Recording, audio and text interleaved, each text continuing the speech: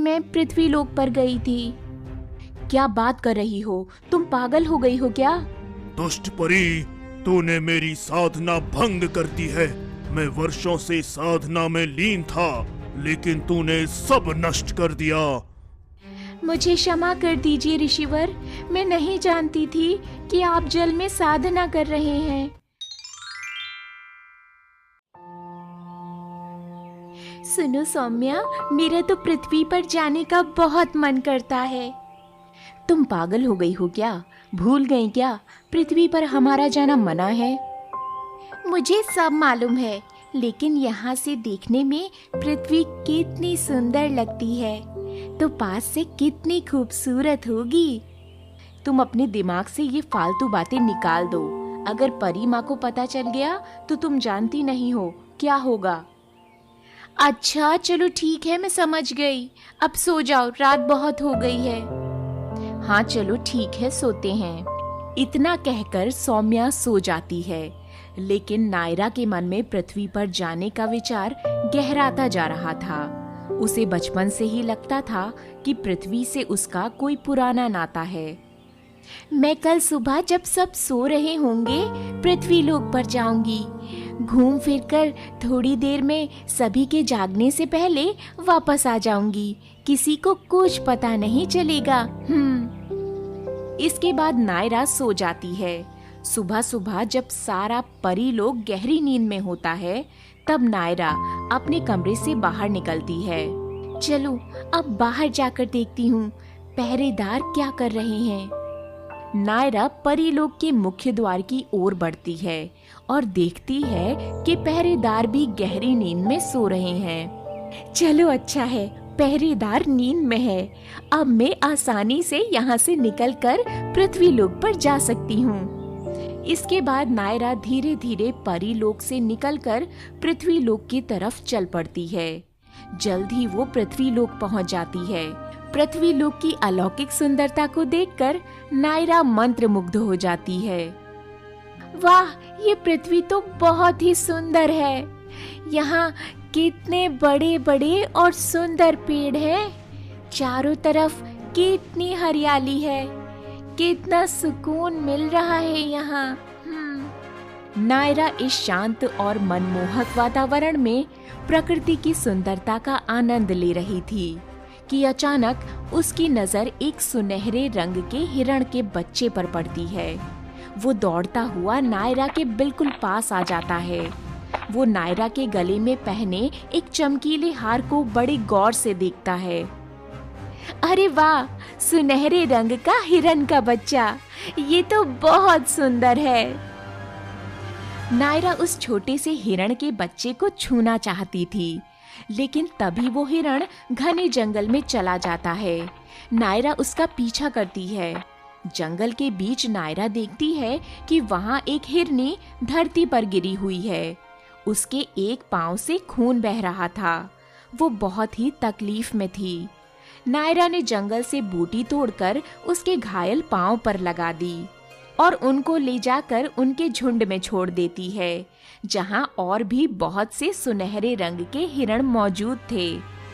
अरे वाह, यहाँ तो बहुत सारे छोटे बड़े हिरण हैं। ये सब कितने सुंदर हैं। सच में पृथ्वी बहुत ही सुंदर है। चलो अब मुझे चलना चाहिए। परीलोक में सब उठने वाले होंगे। सबके उठने से पहले मुझे वापस पहुंचना होगा। इसके बाद नायरा परीलोक वापस लौट जाती है और जाकर आराम से सो जाती है। कुछ समय पश्चात सभी परियां उठ जाती हैं और नायरा भी उनके साथ उठती है, लेकिन नायरा का मन विचलित रहता है। वो किसी से भी ज्यादा बात नहीं करती। उसके मन में सुनहरे हिरणों की मनमोहक छवि बस चुकी थी। रात को सोते समय सौम्या नायरा से पूछती है, आज तुम पूरा दिन इतनी चुप चुप क्यों थी? क्या हुआ? सब ठीक तो है ना? अरे कुछ नहीं, बस ऐसे ही। तुम सो जाओ, रात बहुत हो गई है। इसके बाद नायरा और सौम्या दोनों सो जाती हैं। फिर कई दिनों तक ये सिलसिला ऐसे ही चलता है। नायरा रोज सुबह सुबह पृथ्वी पर जाती और सबके जागने से पहले लौट आती। एक दिन नायरा सोते समय सौम्या से कहती है, सौम्या, मैं तुम्हें कुछ बताना चाहती हूँ। कहो, क्या बताना चाहती हो? यही कि मैं पृथ्वीलोक पर गई थी। क्या बात कर रही हो? तुम पागल हो गई हो क्या? अरे बाबा, सच में, मैं सच में पृथ्वीलोक पर गई थी। सच में पृथ्वी बहुत ही सुंदर है। मैंने वहाँ सुनहरे रंग के हिरणों को देखा। और अगर परी माँ को पता चल गया तो? ऐसा कुछ नहीं होगा, तुम चिंता न करो। इसके बाद नायरा और सौम्या दोनों सो जाती हैं। अगले दिन सुबह सुबह नायरा फिर से पृथ्वीलोक जाती है। वहाँ उसे पानी गिरने की आवाज सुनाई देती है। अरे, ये तो पानी गिरने की आवाज है। लगता है आसपास कोई झरना है। प्यास भी बहुत लगी है, मुझे देखना चाहिए। कुछ समय बाद नायरा झरने के पास पहुंच जाती है। झरने से कितना स्वच्छ पानी गिर रहा है। इस नदी का पानी भी कितना साफ है। मछलियाँ तैरती हुई भी साफ साफ दिखाई दे रही हैं। ये नज़ारा कितना सुंदर है। सच में पृथ्वी बहुत सुंदर है। अचानक नायरा के पाँव की ठोकर से एक छोटा सा पत्थर नदी में गिर जाता है। तभी उसे आवाज आती है, कौन है जिसने मेरी साधना भंग की? कौन? ये किसकी आवाज है? तभी नदी से धीरे धीरे एक ऋषि साधना की मुद्रा में जल के ऊपर प्रकट होते हैं। दुष्ट परी, तूने मेरी साधना भंग कर दी है। मैं वर्षों से साधना में लीन था, लेकिन तूने सब नष्ट कर दिया। मुझे क्षमा कर दीजिए ऋषिवर, मैं नहीं जानती थी कि आप जल में साधना कर रहे हैं। अनजाने में ही पत्थर पानी में गिर गया, जिससे आपकी साधना भंग हो गई। मुझे क्षमा कर दीजिए ऋषिवर। तू तो परीलोक की परी है ना? फिर पृथ्वी लोक पर क्या कर रही है? क्या तू भूल गई कि तुम्हारा यहाँ आना वर्जित है? जी ऋषिवर, मैं जानती हूँ कि यहाँ आना हम लोगों के लिए वर्जित है, पर मुझे पृथ्वी बहुत सुंदर लगती है। मैं प्रतिदिन कुछ समय के लिए यहाँ आती हूँ और फिर लौट जाती हूँ। मूर्ख, तेरी वजह से मेरी वर्षों की साधना भंग हो गई है। जा, मैं तुझे श्राप देता हूँ।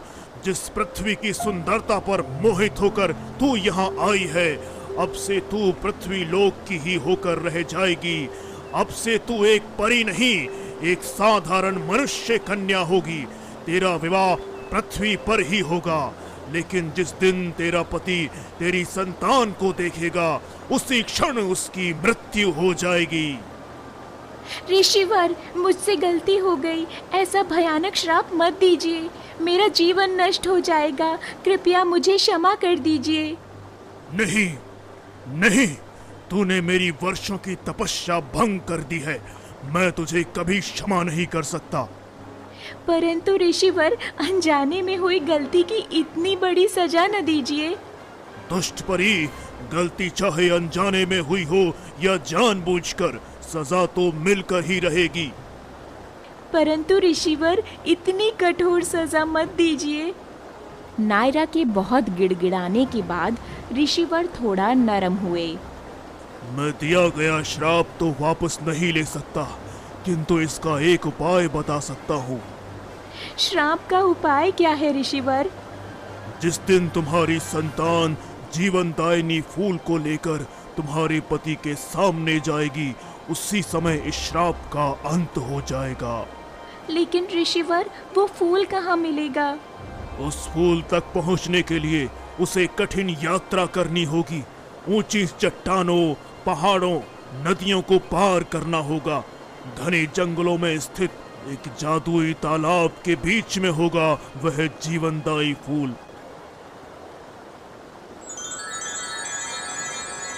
नायरा जब स्वयं को एक साधारण लड़की के रूप में देखती है तो बेहोश होकर गिर जाती है।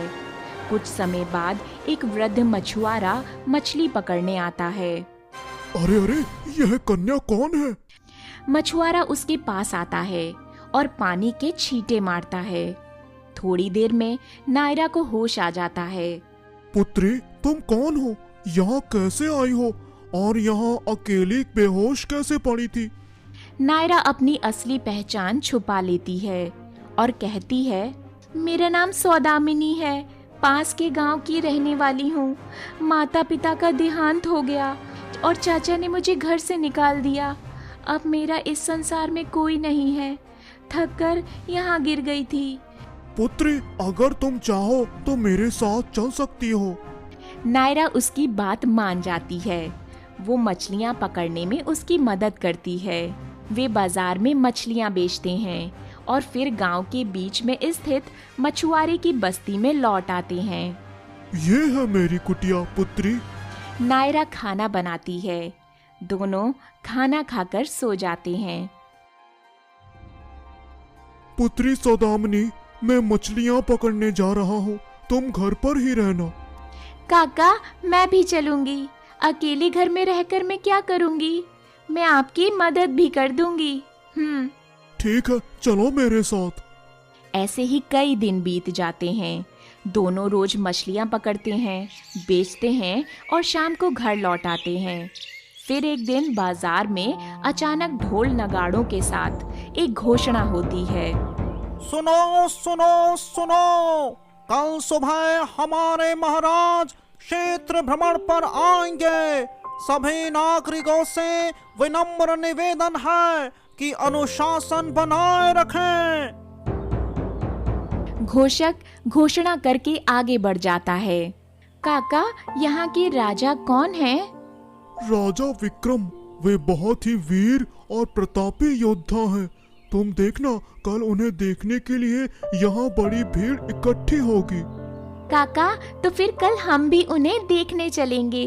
ठीक है बेटी, अब घर चलो, सारी मछलियाँ बिक चुकी हैं। इतना कहकर दोनों अपनी कुटिया की ओर लौट जाते हैं। अगले दिन राजा विक्रम क्षेत्र भ्रमण के लिए आते हैं। उन्हें देखने के लिए भीड़ जुट जाती है। सौदामिनी भी उस भीड़ का हिस्सा बनती है। तभी राजा की दृष्टि सौदामिनी पर पड़ती है। यह कौन है? अद्भुत! यह कन्या तो अलौकिक सौंदर्य की धनी है। राजा सौदामिनी को एकटक देखते रह जाते हैं।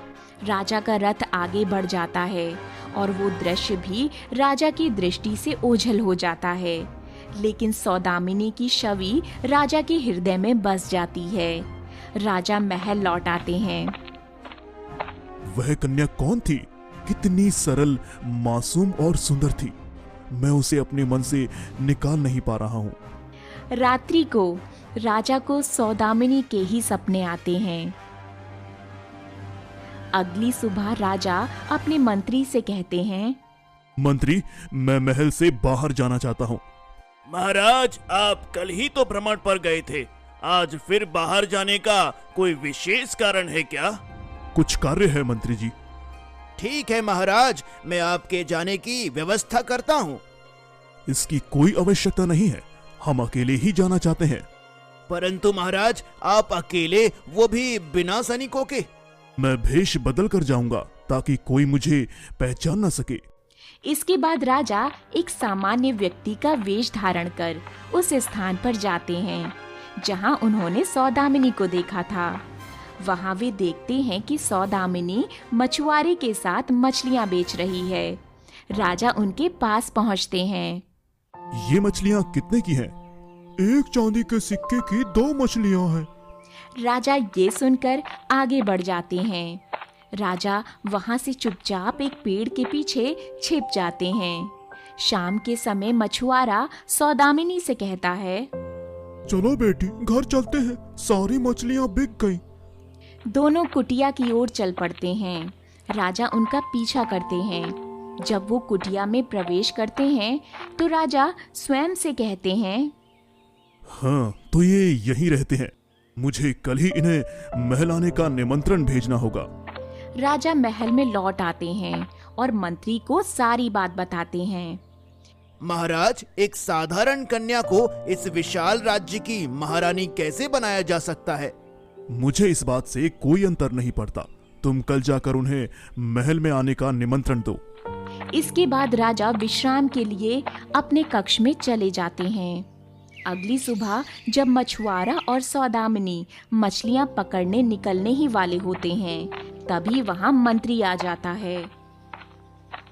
मंत्री जी, आप यहाँ सब कुशल तो है ना? हाँ, सब कुशल है। आपको महाराज ने महल में बुलाया है। पर क्यों? मैंने तो ऐसा कुछ भी नहीं किया। क्या मुझसे कोई अपराध हुआ है? अरे नहीं नहीं, अब बस आप महल चलिए, महाराज आपको स्वयं बताएंगे। आप मेरे काका को कहाँ ले जा रहे हैं? बेटी चिंता मत करो, मैं जल्दी ही लौट आऊंगा। इसके बाद मंत्री मछुआरे को लेकर महल पहुंचता है। महाराज की जय हो। मैंने इन्हें आपके समक्ष उपस्थित कर दिया है, कृपया आज्ञा दें। मंत्री वहां से चला जाता है। महाराज की जय हो, आपने मुझे बुलाया। क्या मुझसे कोई भूल हो गई? नहीं नहीं, ऐसी कोई बात नहीं है। मैं आपसे एक महत्वपूर्ण विषय पर बात करना चाहता हूँ। मुझ जैसे साधारण व्यक्ति से महाराज क्या बात करेंगे? मैं आपकी पुत्री से विवाह करना चाहता हूँ।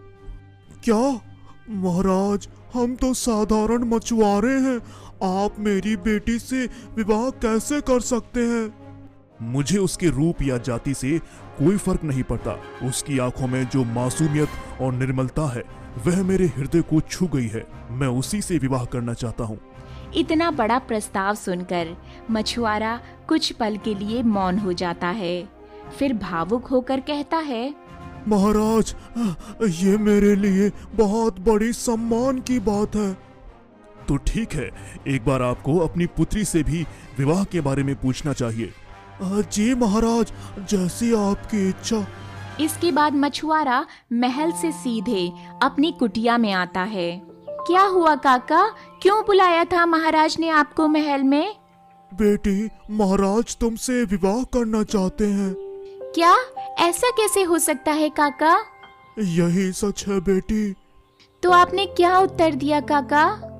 लेकिन मैंने तो हाँ कर दिया पुत्री, परंतु महाराज तुम्हारी इच्छा भी जानना चाहते हैं। मछुआरे की बात सुनकर सौदामिनी चिंतित हो जाती है। क्या हुआ बेटी, तुम इतनी चिंतित क्यों हो?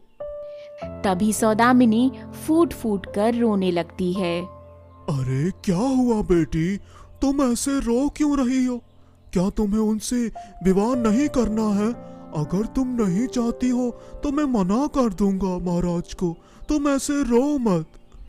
काका, मैं एक श्रापित परी हूँ। क्या? एक श्रापित परी? मतलब तुम क्या कहना चाहती हो? काका, मैं परीलोक की एक परी हूँ। मैं पृथ्वी पर घूमने के लिए आई थी, लेकिन गलती से मैंने एक ऋषि की तपस्या को भंग कर दिया। उसी ऋषि ने मुझे श्राप दिया कि अब मुझे एक साधारण मनुष्य की तरह इस पृथ्वी लोक में रहना होगा और मेरा विवाह भी पृथ्वी लोक के मनुष्य से होगा। परंतु क्या परंतु बेटी? श्राप के अनुसार मेरे होने वाली संतान को मेरा पति देख नहीं पाएगा। जैसे ही वो मेरे बच्चे का मुंह देखेगा, उसकी मृत्यु हो जाएगी। क्या बेटी, इस श्राप का कोई उपाय तो होगा? हाँ है। जब मेरी संतान जीवन दायिनी फूल लेकर अपने पिता के पास जाएगी, तभी इस श्राप का अंत होगा।